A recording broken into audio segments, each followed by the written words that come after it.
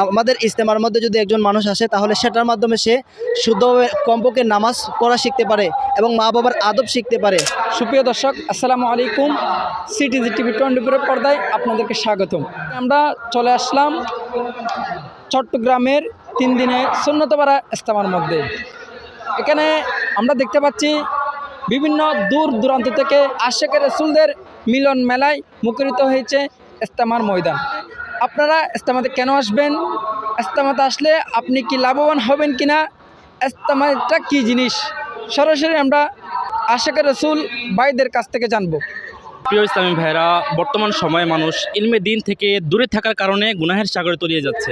আলহামদুলিল্লাহিল করিম, এই ফিতনা ফাসাদের যুগে আপনার দাওয়াত ইসলামী সম্পূর্ণ শরীয়ত সম্মতভাবে দিনী পরিবেশে ইলমে দিন অর্জন, সুন্নতের উপর আমল, গুনাহের প্রতি ঘৃণা এবং ইমান হিফাজতের মনোমানসিকতা তৈরি করার জন্য প্রচেষ্টা চালিয়ে যাচ্ছে। এই লক্ষ্যে দাওয়াত ইসলামের ব্যবস্থাপনায় 3 দিনের সুন্নতপাড়া ইজতিমা অনুষ্ঠিত হচ্ছে।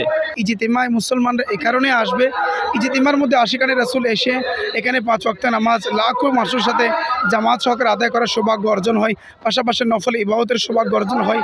আওয়াবিনের নামাজ, ইশাক চাষতের নামাজ, তাহাজ্জুদের নামাজ আদায় করার সৌভাগ্য অর্জন হয়। আর বিশেষ করে একজন মুসলমানের দিন ইসলামের জ্ঞান অর্জন করা তার জন্য ফরজ রয়েছে।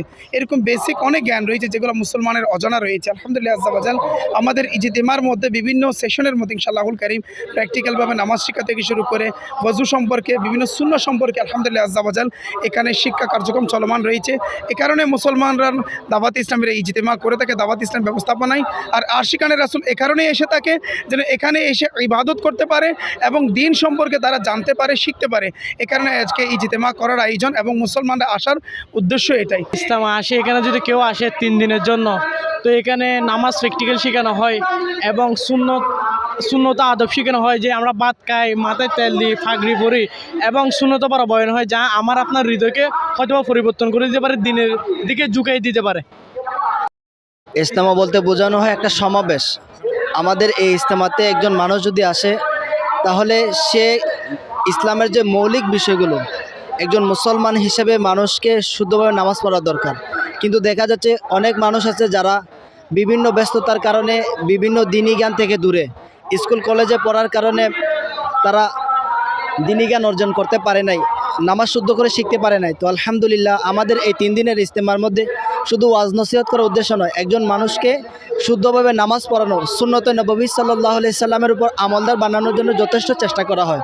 তো আমাদের ইজতেমার মধ্যে যদি একজন মানুষ আসে তাহলে সেটার মাধ্যমে সে শুদ্ধভাবে কমপক্ষে নামাজ পড়া শিখতে পারে এবং মা বাবার আদব শিখতে পারে। সে ঘরের মধ্যে গিয়ে মা বাবাকে আদব করে এবং ইসলামের বিভিন্ন মৌলিক বিষয়গুলো সম্পর্কে সে জ্ঞান লাভ করতে পারে। CTG TV 24।